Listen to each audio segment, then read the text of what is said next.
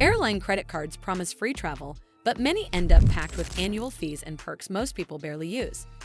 The Delta SkyMiles Blue American Express card tries to solve that by removing the annual fee entirely. But in 2026, does this no-fee Delta card still make sense? At first glance, the biggest selling point is simple: there is no annual fee.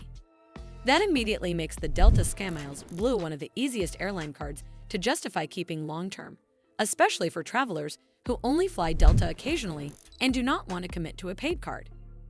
In terms of rewards, the card earns elevated miles on Delta purchases and at restaurants worldwide, plus a modest rate on everyday spending like groceries in the US. For a no-fee airline card, that structure is fairly competitive. If you occasionally book Delta flights and also dine out regularly, those categories can add up to a decent pile of SkyMiles over time. Another feature that makes the card more practical is the ability to get a statement credit after making a Delta purchase and paying with miles through the Pay with Miles feature.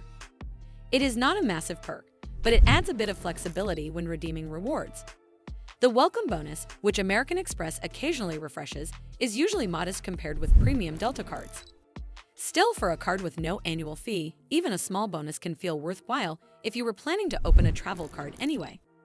However, the downsides are important to understand.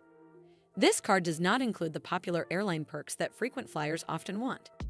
There is no free checked bag, no priority boarding, and no annual companion certificate. Those benefits are reserved for the higher-tier Delta cards with annual fees. Another limitation is the earning rate outside its bonus categories. Everyday purchases that do not fall into restaurants, groceries, or Delta spending earn a fairly basic return, so it is not the strongest card for general spending. There is also the reality that SkyMiles themselves can be unpredictable in value. Delta uses dynamic pricing for award flights, which means the number of miles needed can fluctuate widely. Overall, the Delta SkyMiles Blue American Express card is best viewed as an entry-level Delta card. It works well for casual Delta flyers who want to earn miles without paying an annual fee, but frequent travelers will likely outgrow it and get more value from one of Delta's higher-tier cards. Well, that's all for this video. I hope you found this video helpful. And if you did, make sure you give this video a super thanks by clicking on the heart icon to help support the channel, and don't forget to hit the subscribe button. We'll see you in the next one.